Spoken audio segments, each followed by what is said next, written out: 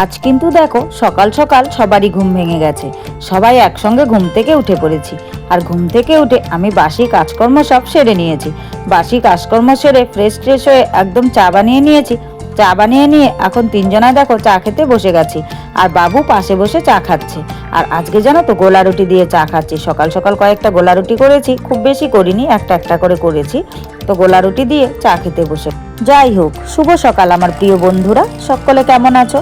আশা করছি যে যেখান থেকে আমার ভিডিও দেখছো সকলে ভালো আছো, সুস্থ আছো। আর আমরাও খুব ভালো আছি। জলপাইগুড়ি জেলার এই ছোট্ট গ্রাম থেকে আমি মামনি আবারও চলে আসলাম নতুন একটা ব্লগ ভিডিও নিয়ে। সম্পূর্ণ ভিডিওটা জুড়ে আমার সাথে থাকার অনুরোধ রইল। যারা নতুন এসেছো, ভিডিওটা যদি ভালো লাগে প্লিজ একটা লাইক করে আমার পাশে থেকো। আর যারা আগের থেকে আমার পাশে আছো তাদেরকে আমার অসংখ্য অসংখ্য ধন্যবাদ। এখন বেলা বাজে সকাল 7টা। আর এখন থেকেই আমি তোমাদের সবাইকে সাথে নিয়ে আজকের ব্লগটি শুরু করে দিয়েছি। আমি আশা করছি আজকের ব্লগটিও তোমাদের খুব ভালো লাগবে। তো বন্ধুরা, চাটা খেয়ে এখনই রান্না বসাবো না, আগে ফুল তোলার কাজটা সারবো, তারপর রান্না করব। তো দেখো কি সুন্দর ধুতরা ফুল ফুটেছে। এই ফুল গাছটা মা লাগিয়েছিল আর খুব সুন্দর ফুল ফুটে গেছে। আর শীত পেরিয়ে যেতেই দেখো জবা ফুল ফোটা কিন্তু শুরু হয়ে গেছে। আর যতদিন শীত ছিল ততদিন কিন্তু গাছে এরকমভাবে জবা ফুল ফোটেনি, জানো তো।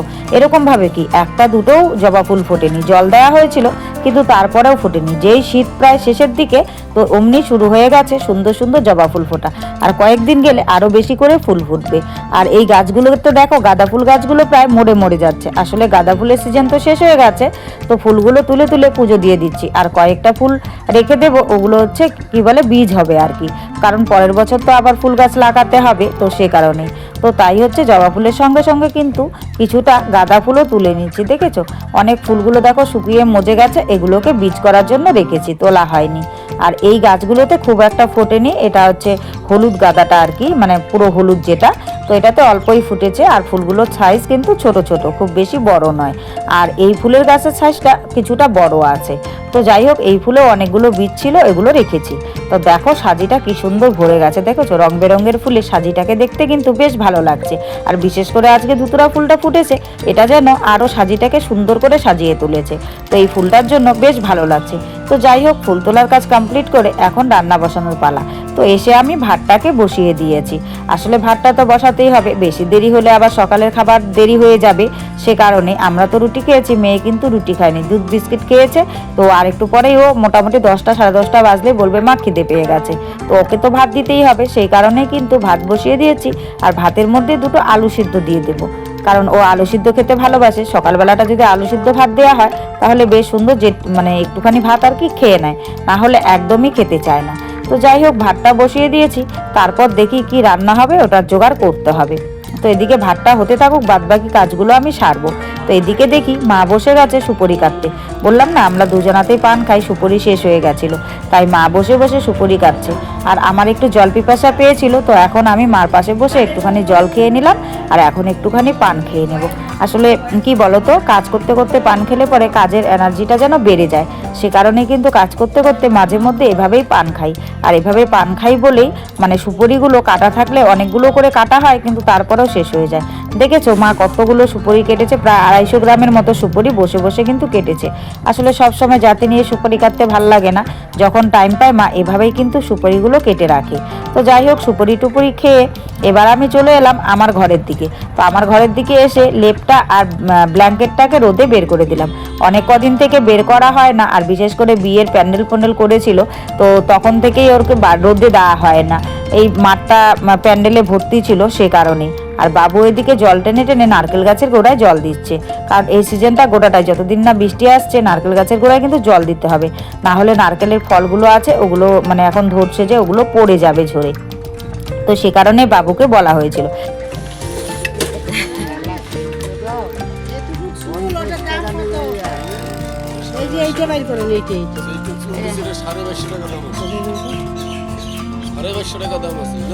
ইয়ার কি করতেছে?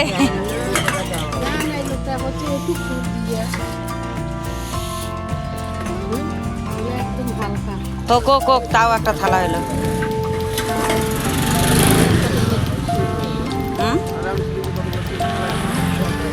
ফালা দিছ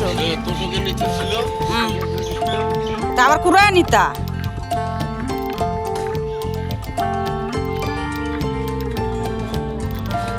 এগুলো হালকাই হয় আর কি, চুল দিয়ে জিনিস না আর কত ভারী হবে। না, এটা চুল তোমরা তো দিয়ে দেখলেই, দেখো বাসনওয়ালার থেকে এই থালাটা আমি নিয়েছি।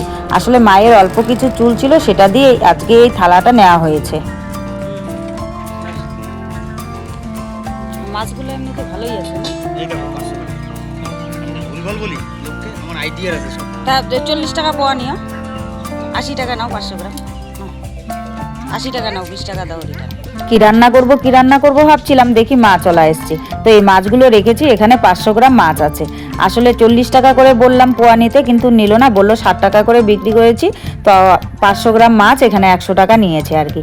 আর এই মাছগুলো খেতে বেশ টেস্টি। তো যাই হোক, মাছ চলা এসেছে, রান্নার জোগাড়টা হয়ে গেছে।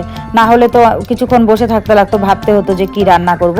তো মাছ কেটে ধুয়ে নিয়েছি, এখন কিন্তু আমি একদম রান্না চাপিয়ে দিয়েছি আর বসিয়ে দিয়েছি মাছ ভাজা। আর এগুলো ভেবেছিলাম কাঁচা রান্না করব, কিন্তু দেখি যে না, কাঁচা রান্না করব না, কারণ বেগুন নেই।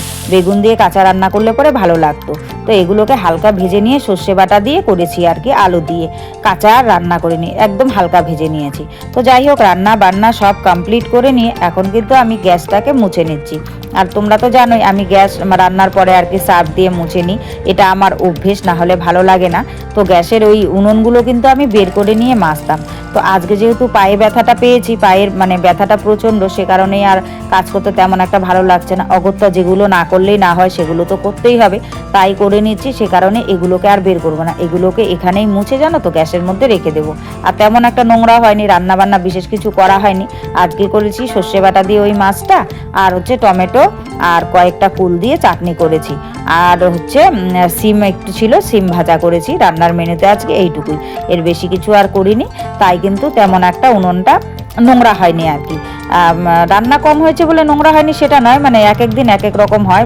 বিশেষ করে ডাল রান্না করলে আমার উনুনটা বেশি নোংরা হয়, কারণ ডাল ফোড়ন দিলে পরে ডালের যে ছড়িয়ে পড়ে আর কি, সেটাতে নোংরা হয়, তখন কিন্তু আমাকে ওটা মাজতেই হয়।